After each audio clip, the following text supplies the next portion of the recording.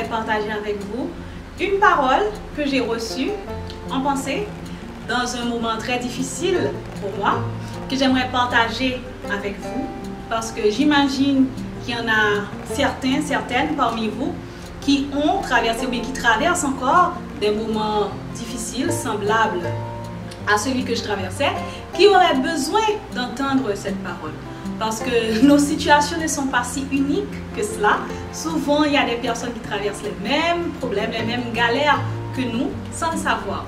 Donc, quand vous trouvez une solution, ou même une parole, j'ai trouvé que c'était bien, enfin, j'ai pensé que ce serait bien pour moi de le partager avec vous. Déjà, c'est quoi le contexte? Je dois dire que je passais par des moments difficiles où j'étais en proie à non seulement l'impatience, la panique, la peur de voir un projet qui ne se réalisait pas, mais de voir le temps qui passait et qui me laissait derrière, ok? Donc j'étais vraiment en proie à une crise de panique où je disais, mais Seigneur, il y a le temps qui passe, il y a le délai qui est presque arrivé et ça ne marche pas, ça ne se réalise pas, il n'y a pas de signe pour me dire que ça vient. Donc vraiment dans ma tête, tumulte total, panique totale. Et au milieu de ce chaos, dans mon esprit, il y a une pensée qui monte. Très courte, mais très claire. Très simple, mais très claire. Je pensais dans ma tête en créole. Je me disais ce que je disais. Bon, je parlais aussi à Dieu en créole. Mais la pensée est montée en anglais. Et je vous le dis littéralement. Ce n'est pas quelque chose que j'ai entendu quelque part d'un pasteur, d'un motivateur, d'un prêtre ou de qui que ce soit. Et j'ai entendu dans mon esprit, relax and let God be God.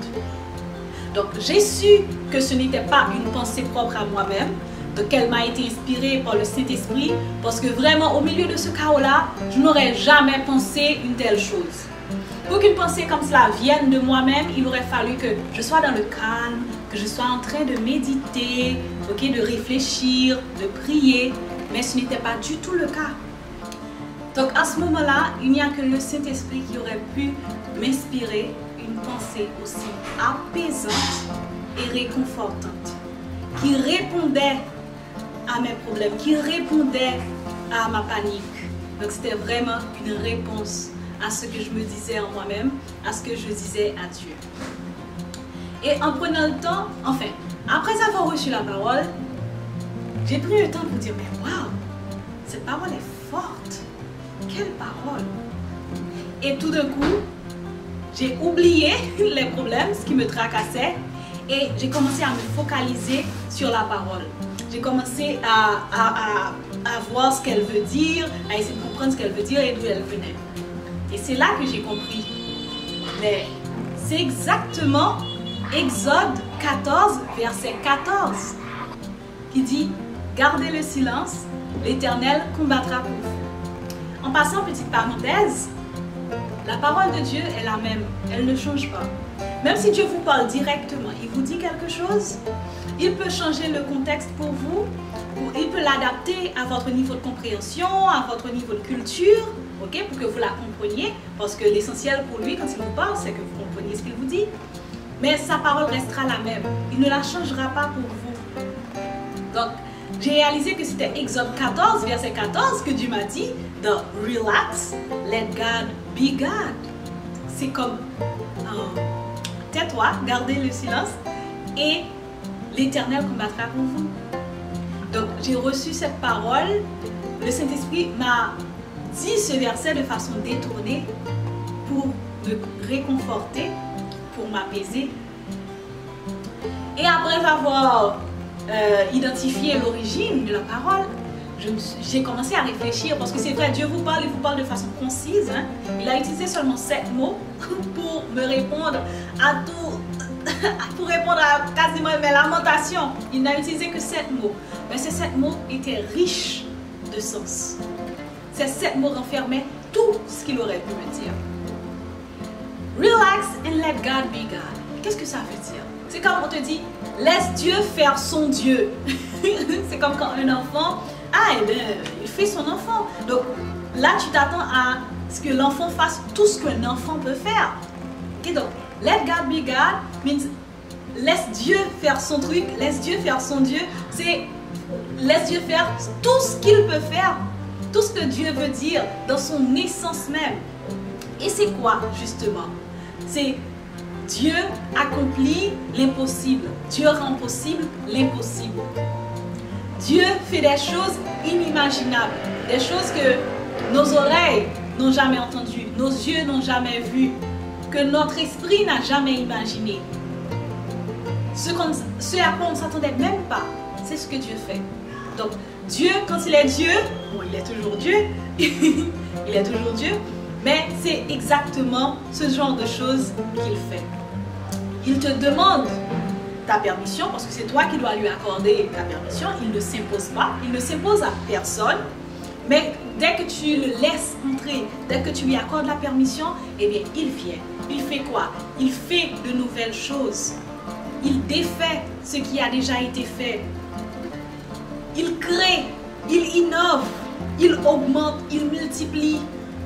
Il accomplit sa volonté. Le plan qu'il a prévu, il l'accomplit. Quand il veut, où il veut, avec qui il veut, pour qui il veut, ok, comme il veut. Donc c'est ça, il accomplit sa volonté. Il vient établir son royaume en toi, dans ta vie, quand tu l'invites. Donc, laisse Dieu être Dieu dans ta vie. Facile à dire, mais comment faire pour que cette parole s'accomplisse? Comment accomplir cette parole dans sa vie? Relax and let God be God. Ça demande de la foi et de l'humilité. De la foi pour croire que ce que Dieu fait, c'est ce qu'il y a de mieux. Quand il le fait, c'est le meilleur timing. Sa façon de faire, c'est la meilleure. Même si je ne le comprends pas encore. Mais je lui fais confiance. Tais-toi. Relax. Ok Seigneur, je me tais. J'arrête de me tracasser. J'arrête de paniquer. Parce qu'en fait, on panique pour rien. Parce que à la fin, quand il aura fait ce qu'il avait déjà prévu de faire, tu réaliseras que tu t'inquiétais pour rien. Donc l'idée c'est que c'est ça, j'arrête de m'inquiéter, j'arrête de me tracasser. Je te fais confiance. Je me contente de faire ce que moi je peux faire. Et c'est là l'humilité va entrer en jeu. L'humilité pourquoi? Pour savoir reconnaître ses limites, pour savoir reconnaître que là où on s'arrête, là où ses capacités s'arrêtent, là où nous avons épuisé toutes nos ressources, nous avons fait tout ce qui était en notre pouvoir en tant qu'être humain. Et c'est là que commence l'action de Dieu. C'est là que sa puissance à lui intervient. L'humilité de savoir que nous ne pouvons pas tout contrôler.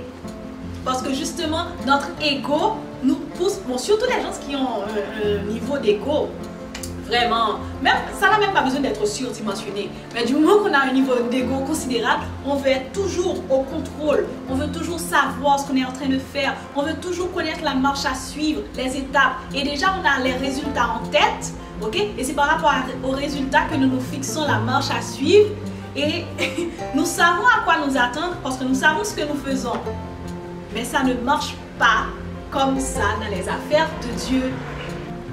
Il faut savoir reconnaître que, ok, à ce niveau-là, j'ai fait tout ce que j'ai pu.